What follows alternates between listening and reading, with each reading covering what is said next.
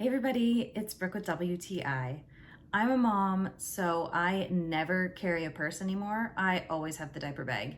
And I was constantly forgetting my wallet at home or in the car or wherever I had taken it. This Itzy Ritzy Mini Wallet card holder has been perfect for what I need.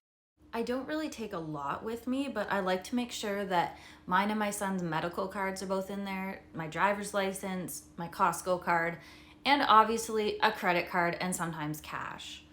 I love how big the lobster clasp is. It's perfect for if I go on a walk and want to put it on the stroller strap.